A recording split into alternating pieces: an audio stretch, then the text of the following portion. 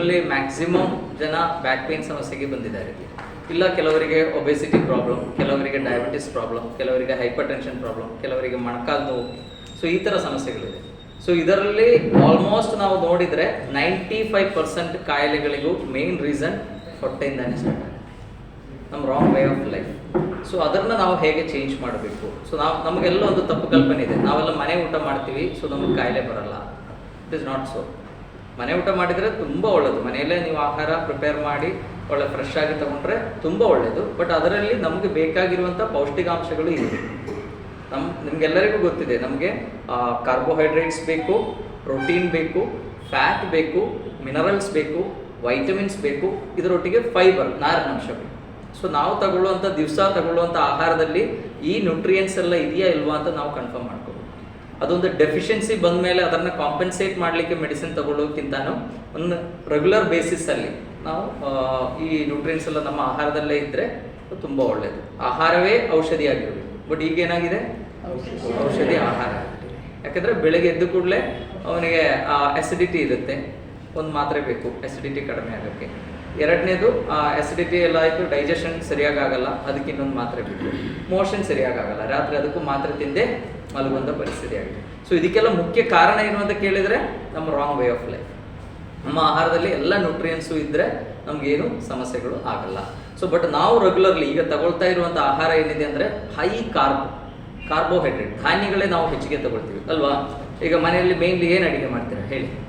Idli dosa chapati. But ಅನ್ನ ತಿನ್ನಲ್ಲ ಅಂತ ಹೇಳ್ತಾರೆ ಅಲ್ವಾ? ಅಂದರೆ ಅನ್ನನ ಎಷ್ಟೋ ಜನ ಹೇಳುವ ಡೈಲಾಗ್ ಅದು, ನಾವು ಅನ್ನ ಊಟ ಮಾಡೋದಿಲ್ಲ ಸರ್, ಇಡ್ಲಿ ದೋಸೆ ಇದರಲ್ಲೆಲ್ಲ ಏನಿದೆ ಅಕ್ಕಿ ತಾನೇ ಯೂಸ್ ಮಾಡೋದು ಅಲ್ವಾ? ಅಕ್ಕಿನೇ ಯೂಸ್ ಮಾಡೋದಲ್ಲ. ಸೊ ಹಾಗಾಗಿ ಅಕ್ಕಿನೇ ಡಿಫ್ರೆಂಟ್ ಶೇಪ್ಸಲ್ಲಿ ನಾವು ತಿಂತೀವಿ. ಆ್ಯಂಡ್ ನಾವೇ ಅದಕ್ಕೆ ಒಂದು we make rules very flexible. ನಮಗೆ ಹೆಂಗೆ ಬೇಕು ಹಾಗೆ ನಾವು ರೂಲ್ಸನ್ನು ಫ್ಲೆಕ್ಸಿಬಲ್ ಮಾಡ್ತೀವಿ. ಒಬ್ಬ ಡೈಲಿ ಹೆಂಡ ಕುಡಿತಾನೆ.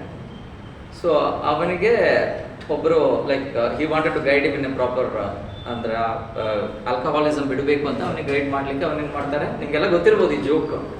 ಒಂದು ಗ್ಲಾಸಲ್ಲಿ ಒಂದು ಆಲ್ಕಹಾಲ್ ತಗೊಳ್ತಾರೆ, ಆ ಹೆಂಡ ತಗೊಳ್ತಾರೆ, ಮತ್ತು ಇನ್ನೊಂದು ಗ್ಲಾಸಲ್ಲಿ ಆ ನೀರು. ಓಕೆ, ಸೊ ಒಂದು ಒಂದು ಹುಳವನ್ನು ಈ ಆಲ್ಕಹಾಲಿಗೆ ಹಾಕ್ತಾರೆ, ಇನ್ನೊಂದರನ್ನ ನೀರಿಗೆ. ಇನ್ನು ಸ್ವಲ್ಪ ಹೊತ್ತಿಲ್ಲಿ ಏನಾಗುತ್ತೆ, ಆಲ್ಕಹಾಲಲ್ಲಿ ಇರುವಂಥ ಹುಳ ಸತ್ತು ಹೋಗುತ್ತೆ, ನೀರಲ್ಲಿ ಸರಿಯಾಗಿರುತ್ತೆ, ಏನು ತೊಂದರೆ ಇಲ್ಲ. ಸೊ ಅವನಿಗೆ ಹುಡುಗನಿಗೆ ಕೇಳ್ತಾರೆ, ನಿಮ್ಗೆ ಇದರಿಂದ ಏನು ಅರ್ಥ ಆಯಿತು?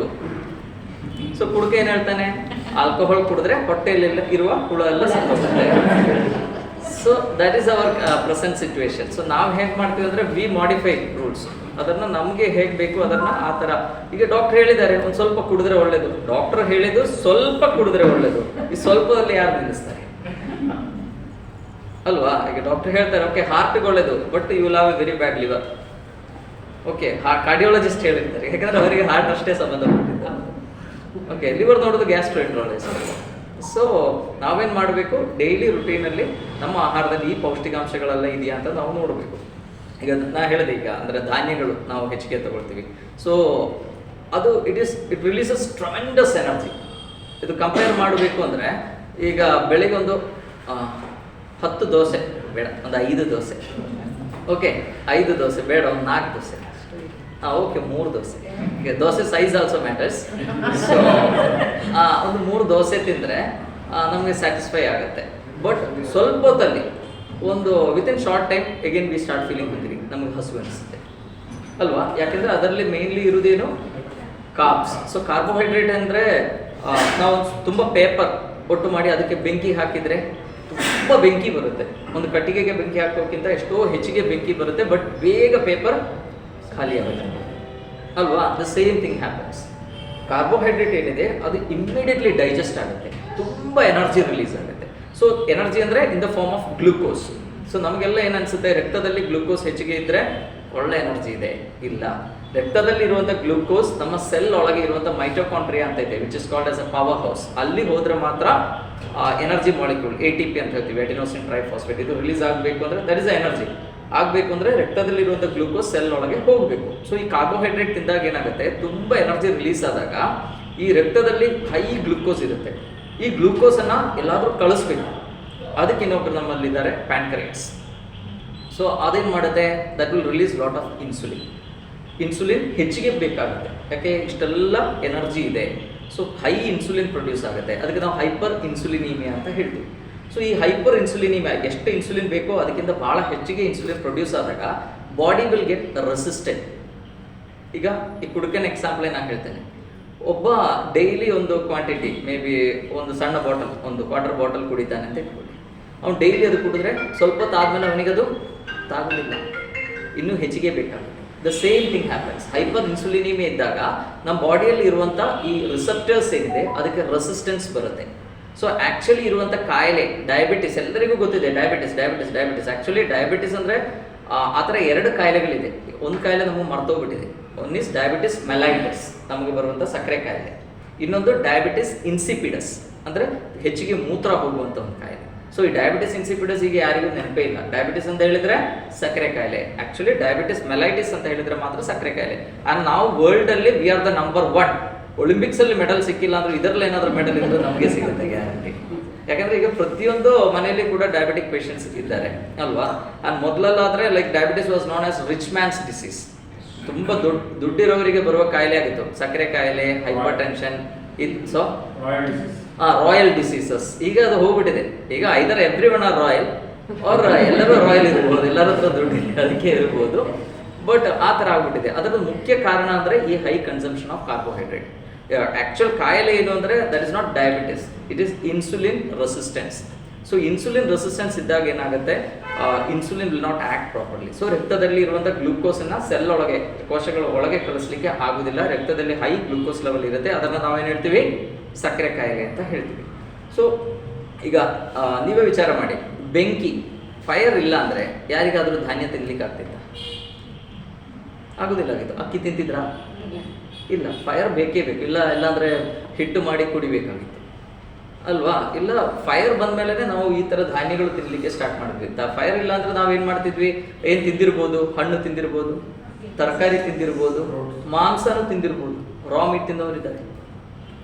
ಸೊ ಬಟ್ ಇದರಲ್ಲೆಲ್ಲ ಕಾರ್ಬ್ಸ್ ಕಂಪ್ಯಾರಿಟಿವ್ಲಿ ತುಂಬ ಕಡಿಮೆ ಇದೆ. ಸೊ ಹ್ಯೂಮನ್ ಬಾಡಿ, ನಮ್ಮ ಹಲ್ಲಿಂದ nature, everything is made for ಈ ಥರ ಐಟಮ್ಸ್ ಲೈಕ್ ಫ್ರೂಟ್ಸ್ ಇರ್ಬೋದು, ವೆಜಿಟೇಬಲ್ಸ್ ಇರ್ಬೋದು. ಬಟ್ ಓಕೆ, ಕಾರ್ಬೋಹೈಡ್ರೇಟ್ ನಮಗೆ ಬೇಕು. ಈ ಫ್ರೂಟ್ಸ್ ವೆಜಿಟೇಬಲ್ಸಲ್ಲಿ ಕೂಡ ಕಾರ್ಬೋಹೈಡ್ರೇಟ್ ಇದೆ. ಈಗ ನಾವು ಕಲಿಯುವಾಗ ನಮ್ಮಲ್ಲಿ ಒಬ್ಬರು, ನನ್ನ 2 ವರ್ಷ ಸೀನಿಯರ್ ಒಬ್ಬರು ಇದ್ದರು. ಅವರು he use to eat only vegetables and coconut, ಅದಷ್ಟೇ. ಈ ಮದುವೆ ಆದಮೇಲೆ ಎಲ್ಲ ತಿನ್ಲಿಕ್ಕೆ ಸ್ಟಾರ್ಟ್ ಮಾಡಿದ್ದಾರೆ ಅಂತ ಸುದ್ದಿ ಬಂತು ನನಗೆ. ಬಟ್ ನಾನು ನೋಡಿದಾಗಂತೂ ಆಲ್ 5 years ಅವರು ಒಂದು ಸಲನೂ ಮೆಸ್ಸಿಗೆ ಬರಲಿಲ್ಲ, ಒಂದು ಸಲನೂ ಅವ್ರು ಅನ್ನ ತಿನ್ನಲಿಲ್ಲ, ಒಂದು ಸಲನೂ ಚಪಾತಿ ತಿನ್ನಲಿಲ್ಲ. ನಲ್ವಾಡು ಅಂತ ಅವ್ರದ್ದು ಒಂದು ದೊಡ್ಡ ಹಾಸ್ಪಿಟ್ಲ್ ಇದೆ ತಮಿಳ್ನಾಡಲ್ಲಿ. But he was surviving only. ಅವರ ತಂದೆಯವರ ಹೆಸರು ತೇಂಗಾ ಪಳಂ ಸ್ವಾಮಿ. ತೇಂಗಾ ಅಂದರೆ I am a Malayali from Kerala. So ತೇಂಗಾ ಅಂದರೆ ತೆಂಗಿನಕಾಯಿ, ಪಳಂ ಗೊತ್ತಲ್ಲ, ಅದಷ್ಟೇ, ಸ್ವಾಮಿ ಅದಷ್ಟೇ ತಿಂತಿದ್ರು. ಅವ್ರ ತಂದೆಯವರು ಕೂಡ ಅದೇ ತಿಂತಿದ್ರಂತೆ. ಇವರು ಈಗ ತಿನ್ನಲಿಕ್ಕೆ ಸ್ಟಾರ್ಟ್ ಮಾಡಿದ್ದಾರೆ ಅಂತ ಸುದ್ದಿ ಬಂತು. ಸೊ ನಾವು ನಮ್ಮ ರೆಗ್ಯುಲರ್ ನಮ್ಮ ಲೈಫ್ ಸ್ಟೈಲ್ ಏನು ನಾವು ಫಾಲೋ ಮಾಡಬೇಕಾಗಿತ್ತು ಅದರಿಂದ ದೂರ ಹೋಗಿದ್ದಕ್ಕೆ ಇಷ್ಟೆಲ್ಲ ಕಾಯಿಲೆಗಳು ಬರ್ತಾ ಇದೆ. ಎಷ್ಟೋ ಮೆಡಿಕಲ್ ಕಾಲೇಜಸ್ ಆಗ್ತಾ ಇದೆ ಪ್ರತಿ ದಿವಸ ಹೊಸ ಕಾಲೇಜಸ್ ಆಗ್ತಾ ಇದೆ. ಈಗ ನಾಳೆ ನನಗೊಂದು ಕಾಲೇಜಿಗೆ ಫ್ಯಾಕಲ್ಟಿ ಆಗಿ ಹೋಗಿ ಮುಖ ತೋರಿಸ್ಲಿಕ್ಕೆ ಹೇಳಿದ್ದಾರೆ. ಸೊ ಪ್ರತಿ ದಿವಸ ಆಗ್ತಾ ಇದೆ, ಎಷ್ಟೋ ಡಾಕ್ಟರ್ಸ್ ಬರ್ತಾ ಇದ್ದಾರೆ. ಬಟ್ ಎಲ್ಲರಿಗೂ ಪೇಷಂಟ್ ಕ್ಯೂ ಹೆಚ್ಚಾಗ್ತಾನೆ ಇದೆ ಬಿಟ್ಟರೆ ಕ್ಯೂ ಕಡಿಮೆ ಆಗ್ತಾ ಇಲ್ಲ. So what is the main reason? Life style diseases. ಯಾಕಂದರೆ ನಮ್ಮ ರೆಗ್ಯುಲರ್ ದಿನಚರ್ಯ ಏನಿದೆ ಅದು ಚೇಂಜ್ ಆಗಿದ್ದಕ್ಕೆ ಇಷ್ಟೆಲ್ಲ ಕಾಯಿಲೆಗಳು ಬರ್ತಾ ಇರೋದು. ಈಗ ಧಾನ್ಯಗಳು ತಿನ್ನೋದು ಯಾರು? ಆ್ಯಕ್ಚುಲಿ ಬರ್ಡ್ಸ್ ಅಲ್ವಾ, ಅಕ್ಕಿ ಅಲ್ವಾ ಧಾನ್ಯ ತಿನ್ನೋದು. ಯಾಕೆಂದರೆ ಅವರು ಅಷ್ಟೊಂದು ಫಿಸಿಕಲ್ ಆ್ಯಕ್ಟಿವಿಟಿ ಇದೆ ಅವ್ರದ್ದು. 2500 ಕಿಲೋಮೀಟರ್ಗಿಂತ ಹೆಚ್ಚು ನಾನ್ ಸ್ಟಾಪ್ ಫ್ಲೈ ಮಾಡೋ ಬರ್ಡ್ಸ್ ಇದೆ. Non stop. ಒಂದು ಏರೋಪ್ಲೇನಿಗೆ ಹೋಗೋದು ಕಷ್ಟ. ನಾನ್ ಸ್ಟಾಪ್, ಎಲ್ಲೂ ಸ್ಟಾಪ್ ಮಾಡದೆ 2500 ಕಿಲೋಮೀಟರ್ ಅಲ್ಲ, ಮೈಲ್ಸ್, 2500 ಮೈಲ್ಸ್ ಒಂದೇ ಪೆಸಿಫಿಕ್ ಓಷನ್ ಮೇಲೆ ಒಂದೇ ಸ್ಟ್ರೆಚ್ಚಲ್ಲಿ ಫ್ಲೈ ಮಾಡೋದು. ನಮ್ಮ ಹತ್ರ 1 ಕಿಲೋಮೀಟರ್ ಓಡ್ಲಿಕ್ಕಾಗುತ್ತಾ? ಇಲ್ಲ. ಸೊ ಹಾಗಾಗಿ ನಾವೇನು ಮಾಡಬೇಕು, ನಮ್ಮ ರೆಗ್ಯುಲರ್ ಕನ್ಸಂಪ್ಷನ್ ಆಫ್ ಈ ಧಾನ್ಯಗಳು ಅಥವಾ ಕಾರ್ಬೋಹೈಡ್ರೇಟ್ ಏನಿದೆ ಅದು ಇರ್ಬೋದು, ಸ್ವೀಟ್ಸ್, ಅದೆಲ್ಲ ನಾವು ಆದಷ್ಟು ಕಡಿಮೆ ಮಾಡಬೇಕು. ಕಾಯಿಲೆಗಳಿಂದ ದೂರ ಇರಬೇಕು ಅಂದರೆ ಅದು ಕಡಿಮೆ ಮಾಡಲೇಬೇಕು.